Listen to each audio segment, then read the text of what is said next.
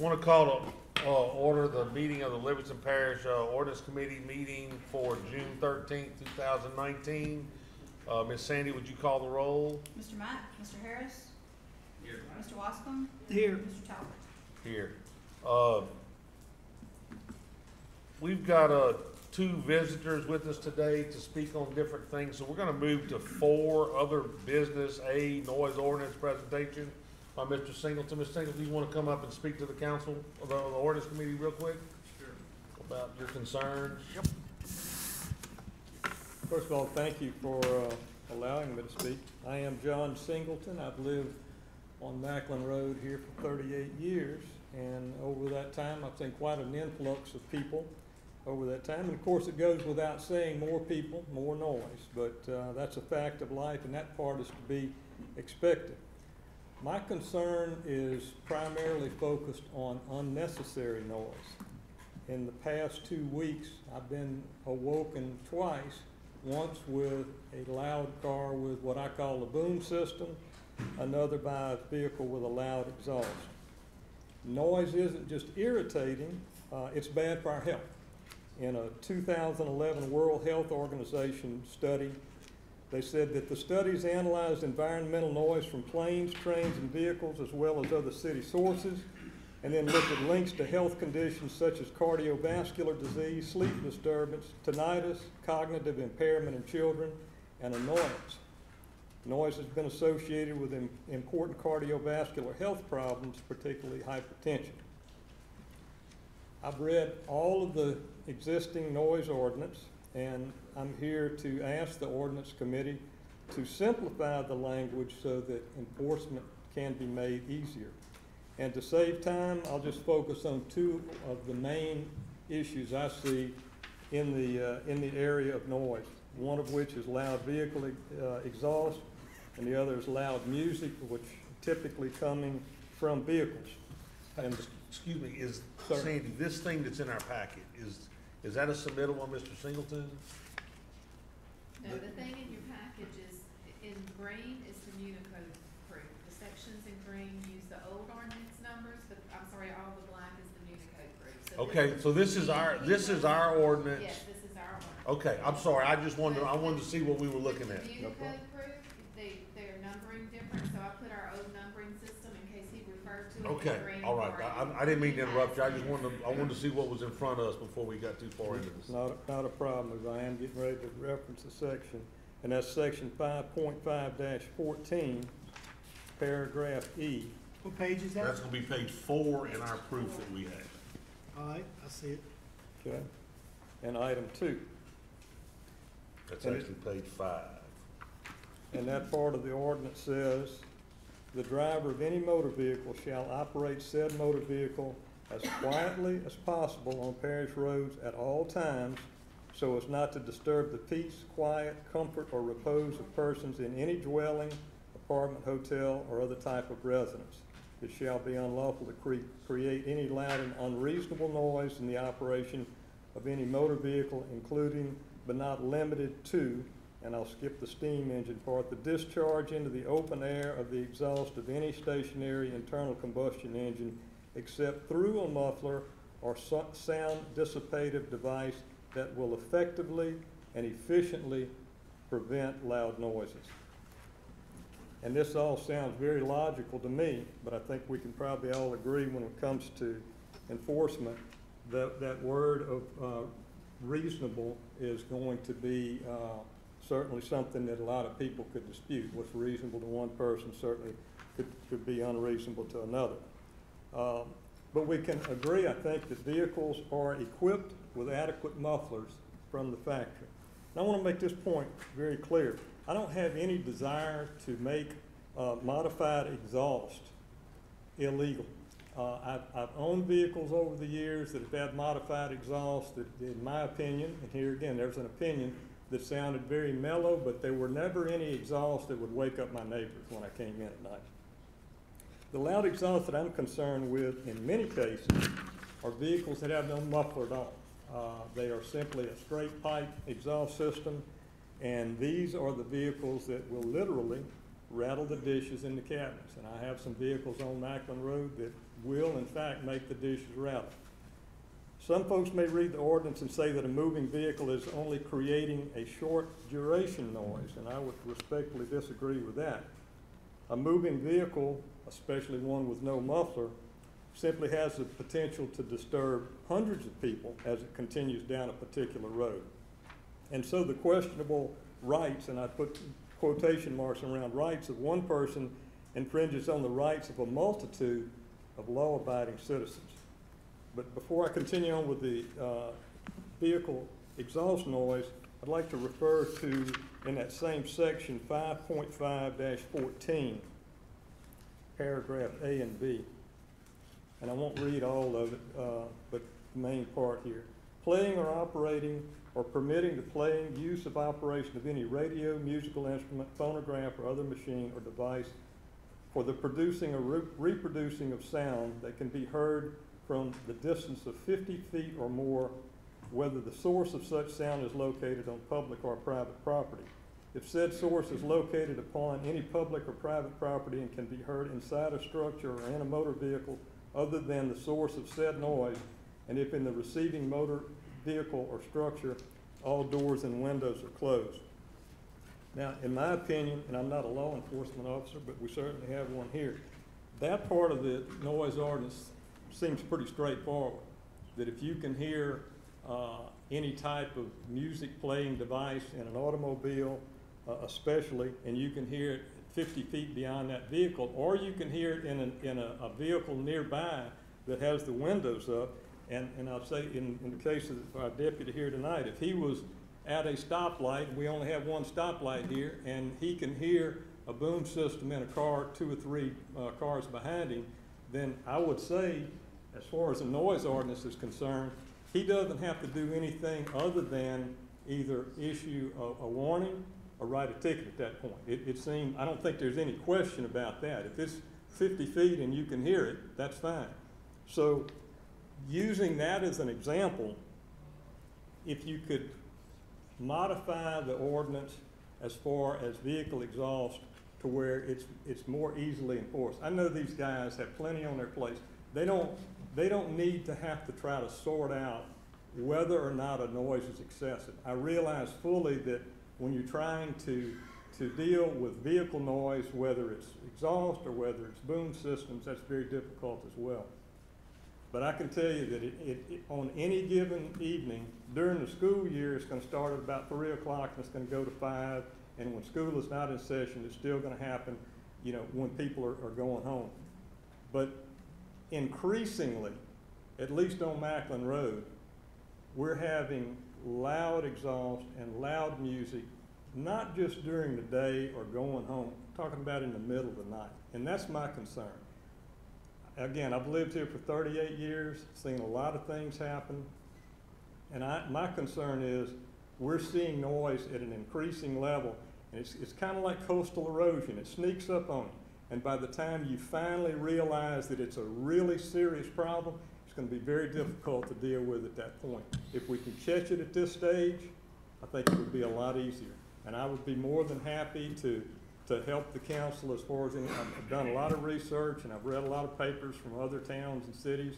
Be more than happy to help do some of the legwork. And if you have any questions, I'll be happy to try to answer. Well,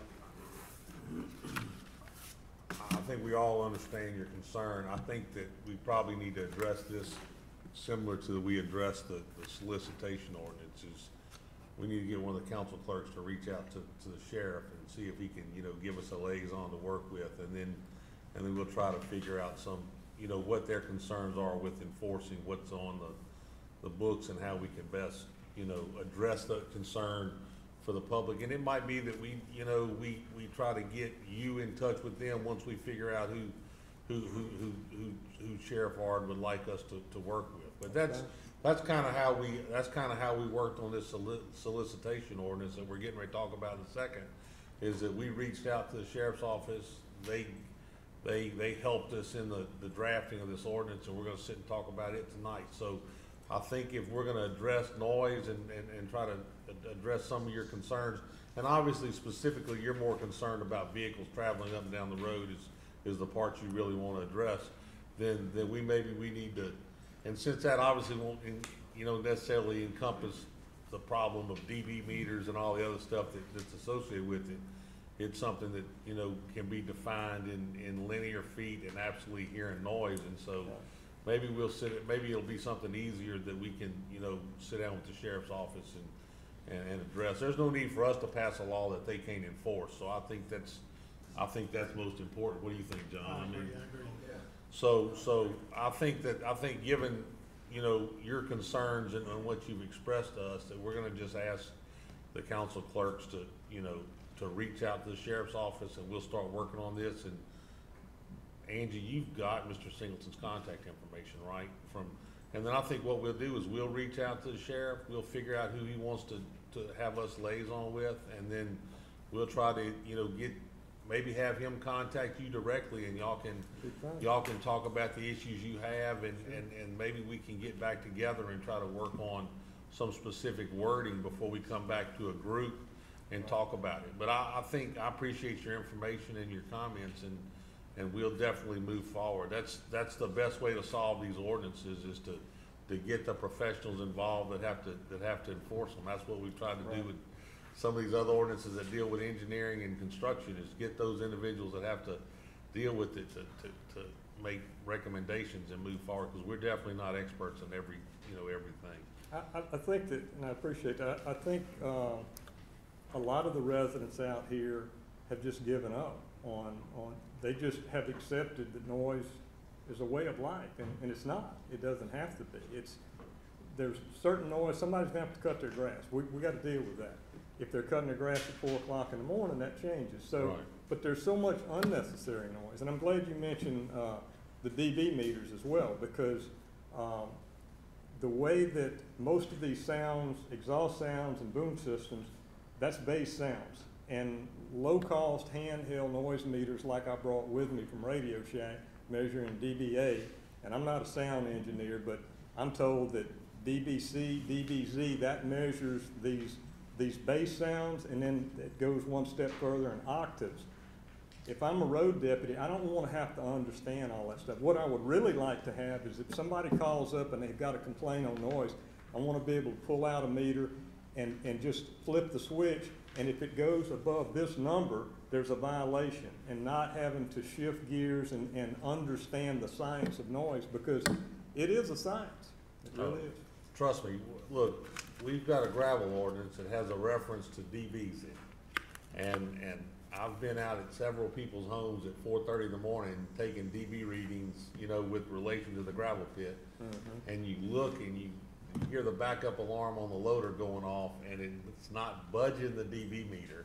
Right. And then, but you hear the dog bark makes it jump, and the rumble strip on the highway makes it jump. But that piercing noise through the night doesn't affect it. So Right. I understand what you're talking about, different frequencies and how it affects it. So I think we really that's why we gotta liaison with them and make sure that we have something that's enforceable. I think some of these, I think they can speak to it, that they have complaints that they go out to people's homes about excessive noise, and they struggle with how to enforce it, because it requires some expertise in how to run a DB meter, and they're not trained in that. And so we've got to simplify this thing and make it where it's easily enforced. I'll be happy to help any way I can. Thank you, sir. Thank you Appreciate for your time. Appreciate it. Any comments, Bubba? Jay? I just don't want to come from my house every once in a while, we get catch. I have to admit, I have a modified exhaust on one of my trucks, and it's got mufflers on it, but it's extremely loud. It's the music. Yes. Oh, I got some that pull up to the gas pumps, and when you're sitting in the office and the doors vibrating, I understand. Okay, so Appreciate it. Thank you. I think we know what we need to do on that. We'll work towards striving to that deal. Thank you very much. Thank you. Next, review and discussion, recommendation of ordinances, 3A, rescind chapter 42, license, business regulations, article 7, itinerant vendor permit. This is really a solicitation ordinance that we're trying to address. Scooter had some complaints, and this is an ordinance that kinda got introduced prior to the flood and kinda got put on the back burner. I think Bubba had originally introduced that. We talked about it. I think is Lauren worked with the sheriff's office, and we've got somebody here with the sheriff's office. You wanna make some comments? You wanna come talk about the ordinance as y'all got it, and concerns y'all have, or what y'all think y'all can do to help make it better, or do y'all have you got a draft? What do you have in your hand, that 42? That's the copy that, I just got provided a while ago. Okay, I'm all in time with the sheriff's office. We had, I got the notice that y'all were working on this, so we made some changes to it to make it a little bit more easy to work with. The only other things I have, other questions I have on here is, it doesn't state the amount of a fee for the permit. I think that's something you're probably gonna have to put in ordinance. Which is no problem with the sheriff's office collecting that. And the, you addressed the part, originally it said something about a criminal history check. And just to go over that just for a minute, if you do a complete criminal history, it has to be done by fingerprint. And then criminal histories are notoriously incomplete. So you may have somebody that has burglaries, batteries on their record, but it's not gonna show a disposition of that. So somebody would actually have to go check the court records for each individual case to determine that. So it would be kind of difficult to manage that. And having to do that, nobody would probably ever apply for a permit because it would be just so convoluted process. So I like the way it was changed to cover that kind of stuff. Signed the affidavit, we found that they've falsified the affidavit, that we can rescind the permit, cite them, or whatever we have to do for that. so that's section 42-336 permit application, that's E, the Yes, sir. signed affidavit thing versus a criminal check? Right, I think that'd be a little more easy to manage. So y'all good with E, I, I, or Yeah, all 1, the- 2, and 3? All the ayes, yes, sir. Okay, all right, I just wanted to make sure we were all on the same page. And the other part was about the kids, and I liked the way it was worded to not to allow children, educational, charitable organizations, stuff like that, give them an exemption from that. The issues that we've dealt with in the past is we get a call that this van drives up in the subdivision, 8 people get out and start going house to house. We'll go there, find out they don't have a permit, and the next thing you know, they're on the other side of the parish doing the same thing. Then we have to run them off again. So to get a little more control over it, yes, if they get a permit, we can start finding out who these people are and what they're selling, and we can have some recourse to deal with them when we have to deal with it, especially multiple times. And I think that's probably the kind of stuff, complaints that you guys have been getting on that kind of stuff. In your experience, when, in that situation where the van pulls up, 8 people get out, what are they selling? What are they doing? Variety of stuff. We've had people selling magazines, vacuum cleaner parts and things like that, just a variety of things. And most of them are not from even Louisiana, they come from other states to do this. So Okay. we're in turn checking them out to make sure they're not felons or wanted anywhere as part of the process of running off. And usually we run them off a couple times and we're done with them. But to have something that we can actually require them, tell them to go get a permit, nobody ever goes to get the permit. So those are the type of problems where you don't really get problems from Boy Scouts or school fundraisers or selling World's Finest Chocolate or something. You don't get those calls. It's No, sir. It's the okay. So if we could maybe word it toward those type of things. Right. And I'm sure we all have had kids that have to sell stuff for school Sure. and Oh, my goodness. different organizations, and that, we don't have problems with those, especially if they're local. It's when people start coming from other places and trying to sell the variety of stuff that disturb people during the daytime, they're not comfortable with these people coming to their houses, and that's the kind of problems that we have. I see. Scooter King, Livingston Parish Council. I'd gotten some calls about people, mostly lately, it's been cable providers and, Like Cox or yeah, AT&T? yeah, but they're not local people doing it. One concern is, how do they know to go get a permit? Do they just automatically know? If you catch someone that we know now they have to have a permit, they have to have one now, right? Correct. Okay, so we're just tightening this up so they'll have more enforcement. Are y'all gonna run them off and say, you have to go get a permit, don't let me catch you back working in the parish until you get one. That's what we do. Then if you catch them, that's when you would write a summons or. Correct, yeah. Okay. They had a couple things on here. I put it on Facebook today asking for any information from my constituents, and they were like, make sure it's during daylight hours, you know, things like that, which I think that's too long because it's 5:30 and it's daylight right now. You don't want anybody knocking on your door. Most of the ones I've been getting are like at 8 or 9 at night, people going into Lakes at North Park. What's the little subdivision behind where Robbie Harrison's place used to be on 16? Back in there, they're getting a lot of it. A friend of mine called me, he said, we get them every day. So this is something that we really need to tighten up. It doesn't say about politicians on here, does it? Because we need to be exempt, you know? Yes, it covers. I think Gary thinks that we shouldn't have I any think politicians politicians ought walking to door have to to get a door. permit too to go knock doors. I'm gonna be honest with you. Do you get calls about us aggravating people? No, actually, we don't. Well, that's good. That means they're not too upset. I hear you. But I think we're on the right track here. It said something about how much the permit should cost. It says for us to get with Mr. Moody to see, you know, things like that.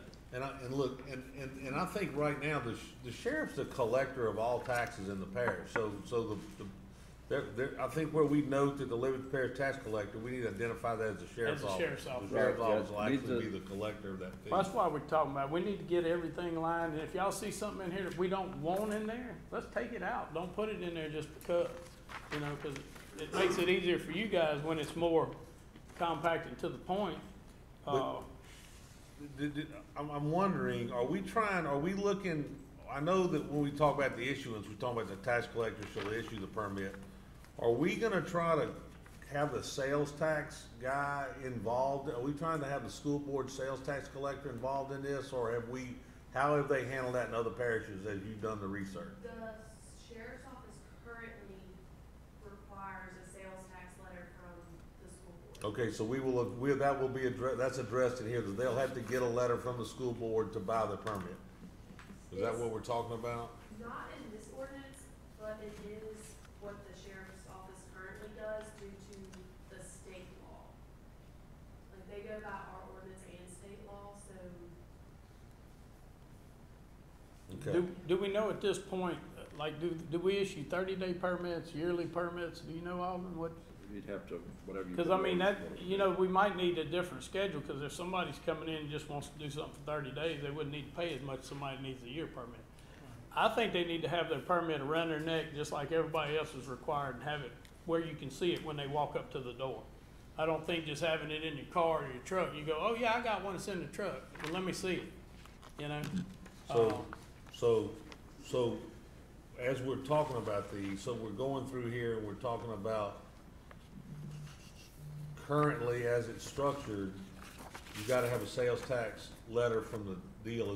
Where does that fall in this ordinance right now as it sits? it's not in our ordinance, I believe it's in state law. Okay, so we've gotta incorporate that in there. So y'all, are we making some notes on what we're gonna try to add to this thing before the next meeting? Okay, so we need to add the sales tax letter. And I think you said we needed to define scouting organizations. I think we're gonna have to, I think on this exemption, we're gonna have to make a definition of what we're, We can just get that you together. know, whether it be a 501c, whether we're gonna, you know, identify schools, I think churches. I think as simple as we can make it on that would be the best way to do it. Do we have some, Lauren, while you were looking at the other If you fall ordinances in under other exempt, you're parishes, exempt. I do mean, they have it's just some that easy. definition of who You they're don't have to go see exempting, you or guys at all. have you on found that. some wording along those lines? The exemption for the charitable, educational, religious, and political solicitation, I did find in other parishes. How do they address scouting in those other parishes?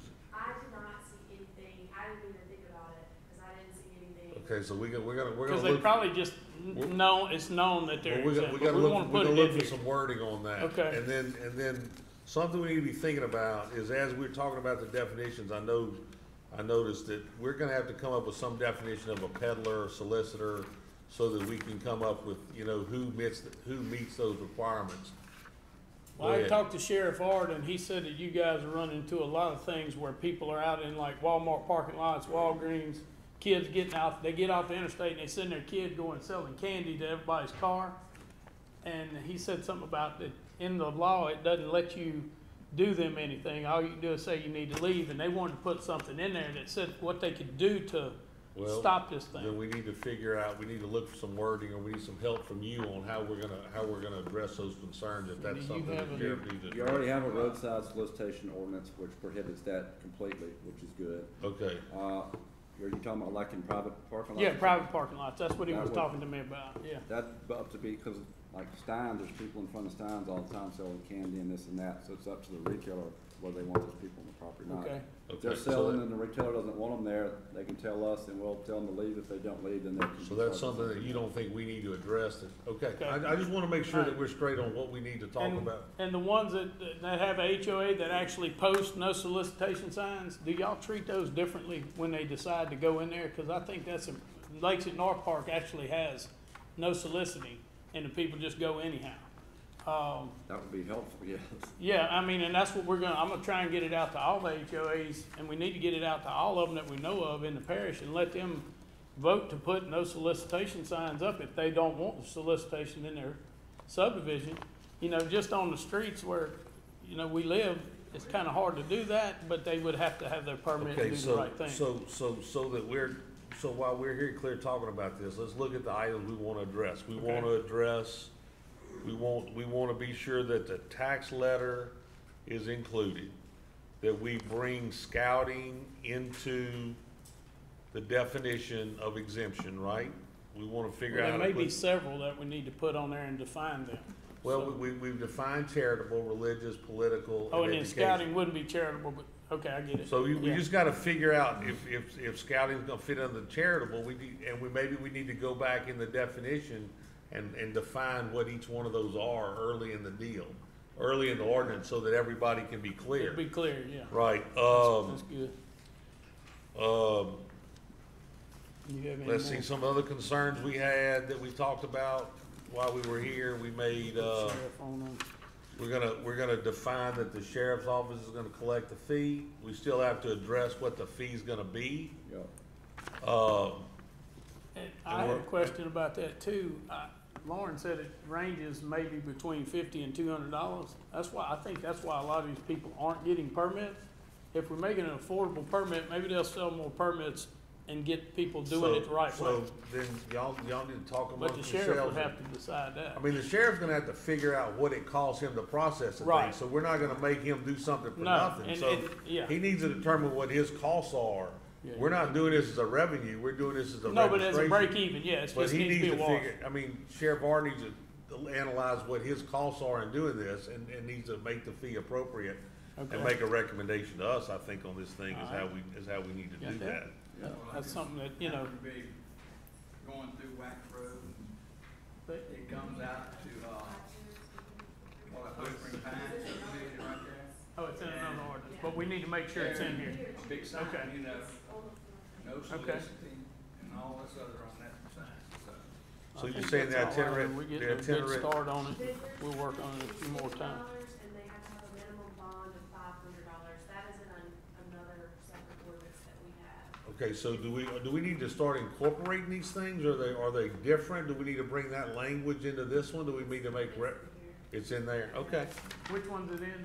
The- Issuance of permit. Oh, you mean, yeah, okay. okay. All right. I think So that's all I is have. everybody clear on what we need to look at working on over the next couple of weeks before we get back? Everybody's got their notes on what we need to address? Okay, so we'll work on that. We'll make, maybe you can ask, Rick, the sheriff to go to his, or maybe he just wants to do the itinerant fee, the same thing. He can figure out what his costs related are and make recommendations back to us. And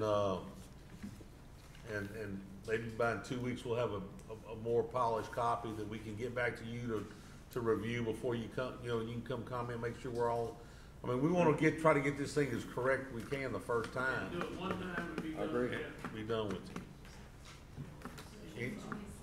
So So June 27th, we're gonna strive to have something to you before June 27th and have it back on the agenda again. Okay. And I'm sure somebody from the council office will be reaching out to make sure we're straight on the fees and how everybody feels about that. I'll get with our tax office and see what they do now and what they require. Okay, thank you very much. Any other Problem. comment? Appreciate it, man. Thank you. I think that's all. Okay.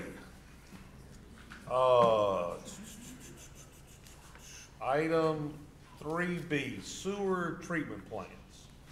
There is an ordinance in front of y'all. This is the first draft of an ordinance, that Eddie Idell with Alvin Fairburn has been working on for a while. We had sat down with Leighton and talked about the fact that we needed to address this. The sewer board had some concerns about some stuff, and he got with Alvin Fairburn to try to help us work on this, because it's got a lot of expertise involved in it that some of us don't have. And so this is a first draft. I'd given y'all copies earlier of some Ascension ordinances we've had that we never really got to talk about.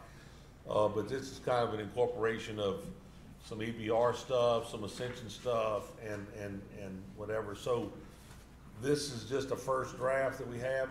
If anybody McHugh, you have a copy? No. We got some spare, Angie, we got some spare copies here that if somebody wants to follow along or look at them.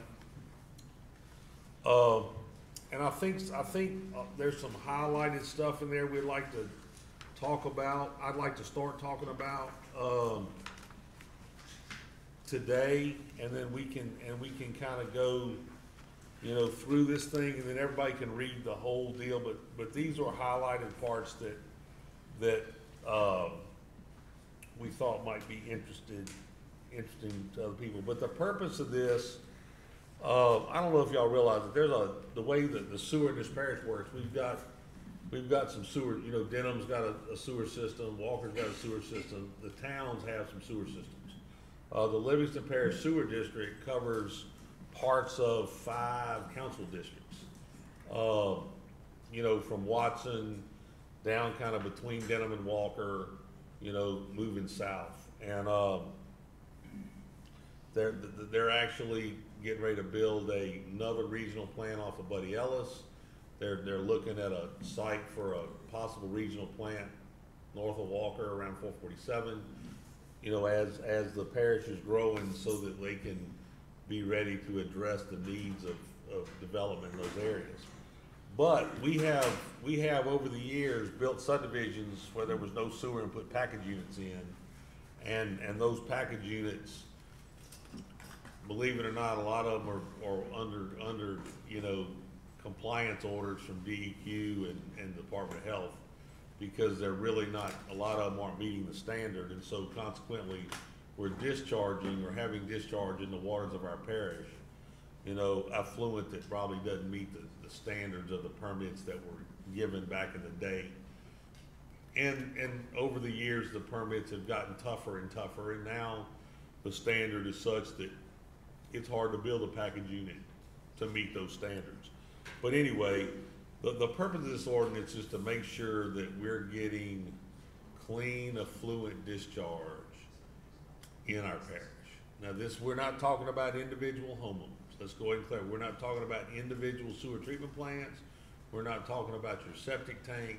We're talking about, commercial style and subdivision style package units that treat sewer. So I was given a little key point summary to go over, and I think y'all are seeing all those highlighted sections. Owner-operator is where a community system or individual sewer system is owned by one person and operated by another. The owner-operator shall be responsible for compliance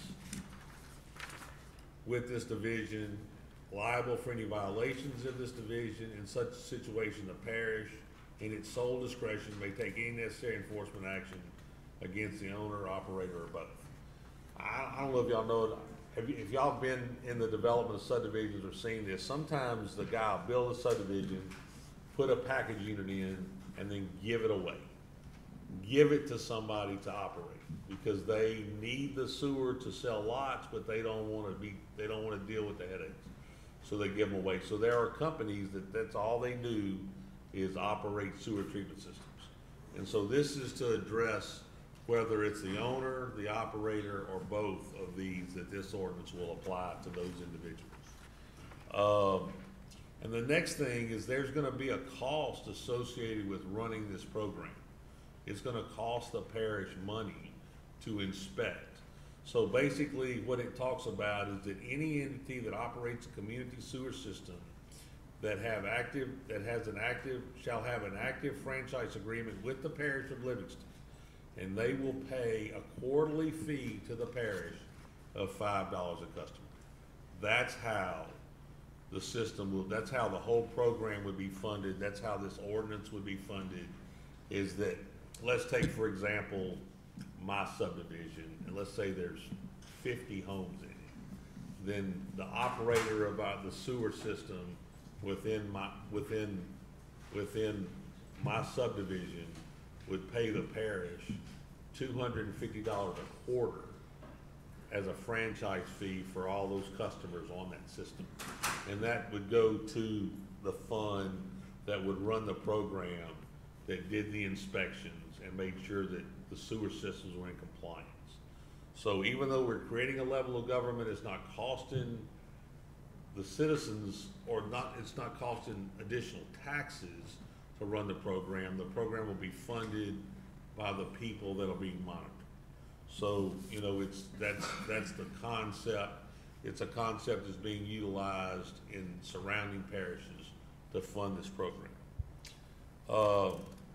And if you go on past, I mean, I'm hitting a lot of high points, but these are things that will tend to be, you know, points of contention or points that people need to address. A lot of this stuff is just definition. Let me ask a question. Go ahead.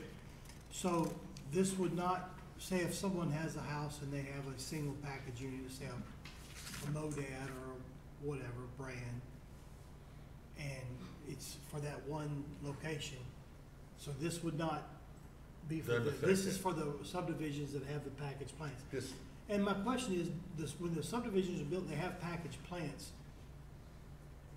don't they, of course, then the person who develops them, gives them over, sells them for whatever, or just basically gets rid of them to someone who operates it. But aren't they required to have those package plants monitored and tested before they discharge and have to be reported to the state? Yeah, and if you, we've been working on getting a list, but I called Keenan the other day to ask him, and he said it's not his responsibility, but I said, can you get me a list? He said, well, probably all of them. No, he said most of them. But we're working on getting a list of exactly how many package units within this parish are technically in violation. Meaning that You mean they don't meet the, they don't meet the sample? they don't meet the discharge permit that they currently have in place with DEQ. It's amazing. But there are, you know, given budgetary budgetary constraints that all governments have, state, everything else, and the prioritizing of resources, it's not been a big concern. So if the parish picks up this department or creates this department and it's very small funded, I mean, so what will they go out and fix it, or are they just gonna go out and find it? Well, we're gonna talk about what, I think as we go through here, we'll talk about what their requirements would be, what they're looking for, how they would notify them, how much time they have, what some of the recourse would be. I think we'll address that as we go through here, but basically, yeah, it's gonna, you know, the state issues discharge permits on these sewer treatment plants, and in theory, you should meet your discharge standard every time you take sampling.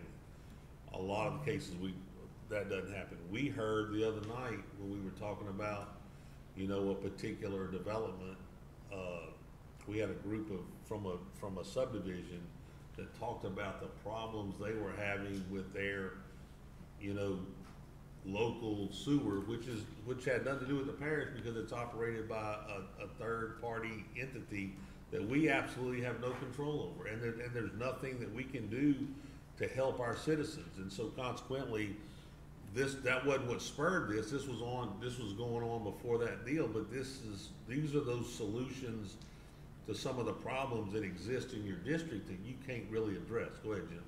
So,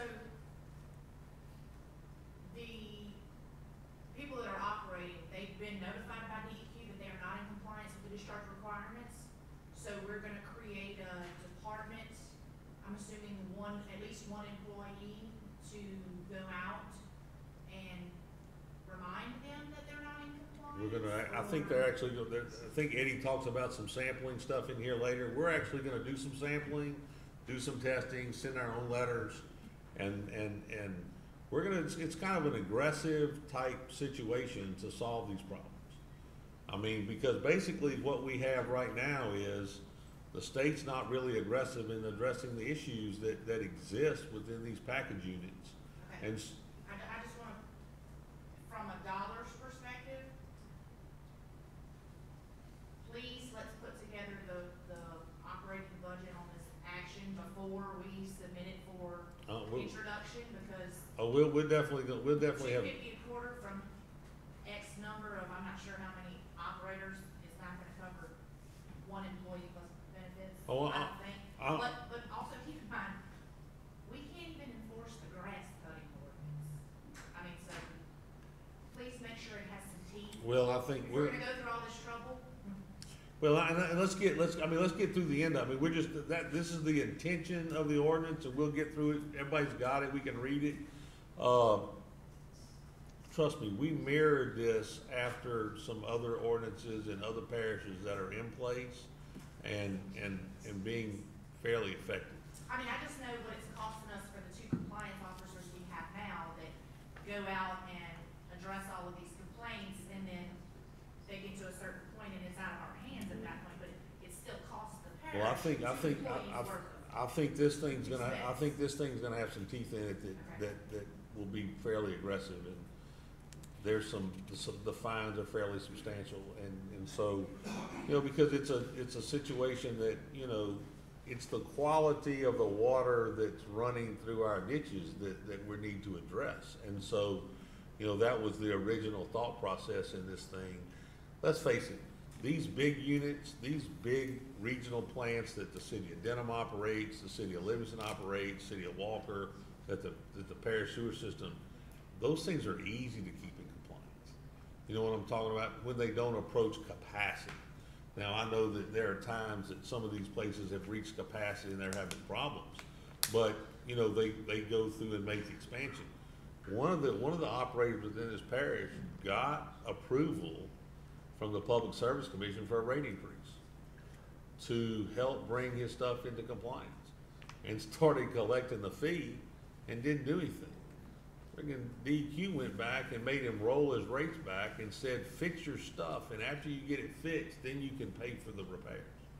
And so, they do have some, they're trying to solve some of these problems, but, they've got 64 parishes in this state that they deal with, it's a much bigger issue, and the local health department that we have that's dealing with inspection and stuff, this is not under their, that's not under their watch, so consequently, it's kind of a section of that's kind of fallen through the cracks, and so, we're modeling after what other parishes have done to try to solve this problem. And Are you getting? Can I say one thing? go ahead, Bob. And looking at this new sewer district they're developing, it's what, 2? No. Well, it's now called the Livingston Parish Sewer District, right? Right. It's a merger of 1 and 2. Right, well, they're gonna be coming from Jubin Road, going all the way past Greystone into that new development down there. Right. Well, you have a couple of places right there, this one Serene places in my district. They having a world of problems with those grinder pumps. And I talked to someone with the Livingston Sewer Board, and they said, well, they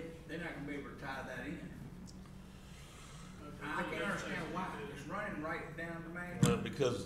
And it has to do with the type of line that's being run from one of these places to the other. And that's kind of where we're at with this thing. If you look at, like at Serene Place, so they've got grinder pumps that pump into a gravity line that feeds some system.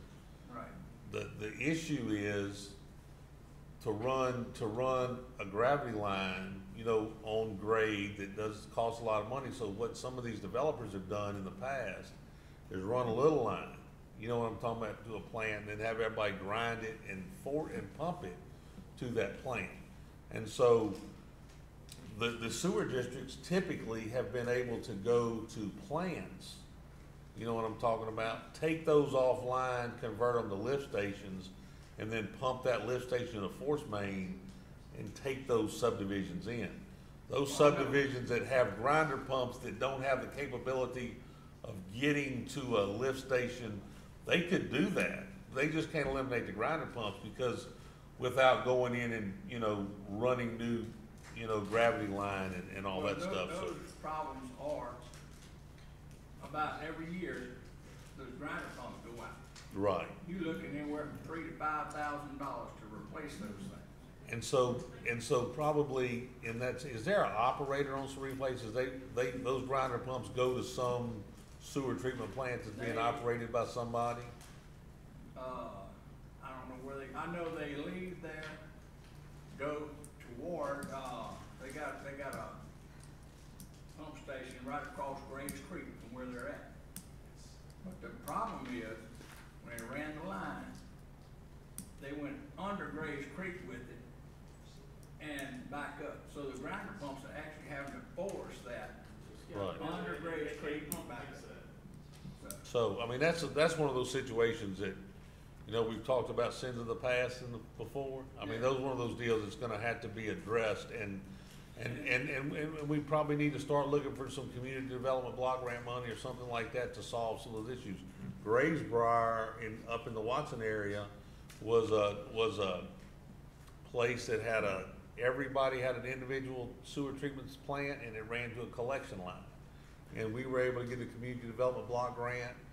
I don't think, it might have been through USDA, I don't know if it was, I'm not sure how it was, but they were able to put a lift station in there and run new lines for the whole subdivision. Everybody then tied in and then joined into the system. About looking into that for us, you know? But that, I mean, that's typically in a situation like that, that's kind of where we're gonna have to get grant money to kind of help that, unless this ordinance creates enough revenue that, you know, that it could, you know, maybe help solve some of these problems. We're gonna have to figure that out. This is just the beginning. It says on there, first draft. I mean, let's talk about it. This is the original thing, the starting block on this deal, and we're gonna move But from then, you there. know the other problem I have. On the Gorney Hood. Oh, yeah, I know. I'm aware. That was a force main that they put in. Ran right by those people's house. Ran right in their front yard. I'm aware. And now they have no way to tie it into it. Well, I'm still kinda upset about that. I understand. I know. And so, you know, there's, you know, that we've had these old developments that had their sewer, and as the new developments come online, they're creating the gravity to a lift station and then pumping it to the plant. And so you've got all these high pressure force mains that are going by. I had a constituent in Watson call me today. They got visited by the health department 17 days ago. They have an approved system, but because of the loadings, they're putting more water in it than they are product to treat. So they're not getting adequate treatment. So they're discharging at a level higher than they're supposed to. So he reached out to me, I reached out to the sewer district. We found a manhole for him to pump to, you know, at the high school. We found something not far from him that he could pump to. And he contacted the engineer. They're actually working on what a lift station would cost him and running the line down the highway to get to the manhole. In the meantime, 15 days later, he gets another visit from the health department, they're not happy. So we're all gonna go sit down at that office Wednesday and talk about the process and, you know, how long it takes to get the engineering done, to get back into compliance, and see if we can get him some relief as we move in the right direction. So To get another package unit offline, you know, and tied into the sewer system. So this package unit that you got a complaint about, it was constituent called about them not passing, discharge permit? Is that what you're This, saying? actually what it was, this is a business that the health department routinely inspects. And when they went out there and inspected it, they didn't feel that the discharge, that the discharge from the sewer treatment plant was proper. They did some inspections, some testing, realized it was out of compliance. So gave him the option of making some upgrades to his system. He determined that based on what the upgrades the system would be versus spending more money and tying into the parish sewer system Yes. through a lift station, even though it cost him more money, once he tied in, he was done. So this is just one business? Or This is just one business in this particular situation.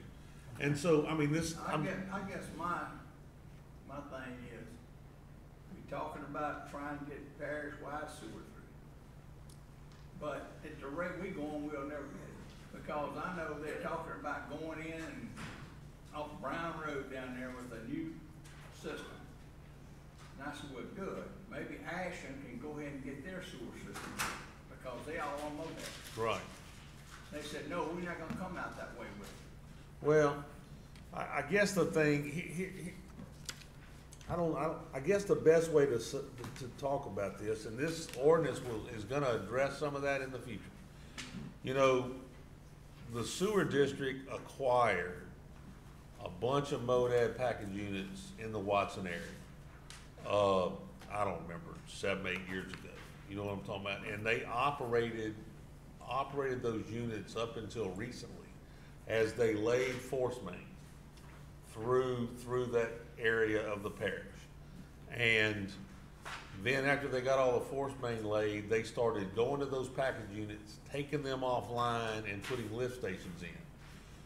All those package, you know, everybody in the subdivision got to the package unit. Well, now they get to a lift station and the lift station ties in. So the problem is all those customers on that package unit are customers of some business. So they acquire those customers and that package unit. So as that regional plant gets built off of Buddy Ellis, you know what I'm talking about? Then through negotiation, you know, they can start acquiring some of these things. However, this ordinance would allow for, if they're not in compliance, the parish might acquire them, just acquire them through non-compliance. So what I'm telling you is this thing accomplishes a couple deals. It makes the operators come into compliance through fines or action that would actually cause them to lose control of those plants and be taken over by the parish if they don't. And we'll talk about that later on in the thing. We were gonna get to that though. Well, I know you got a problem right there with Serene Place is one, because the, Livingston Sewer District says that's not in their area. And then, just like with, the one down on, Norring Hood Road, that is actually in, what, them sewer district, that's in their area. But it's actually being pumped to the parish, if I'm not mistaken. Didn't it get pumped to the parish system because Denham didn't have the capability of it? No. That new subdivision, where'd that new subdivision get pumped to? The parish or the city? It's going to, the city. Okay, maybe it is going to city. But, and as time moves on, you know, they'll, as they do a plant, then the system will look, I think it's time for ordinance, so we're gonna have to run this down Sorry, I today. didn't mean to bring it up. No, it's fine. We're gonna talk about this this ordinance committee, this, sewer thing is gonna be a drawn out process. It's not gonna be something that, we got a motion from John to adjourn, Yeah. second by Mr. Harris.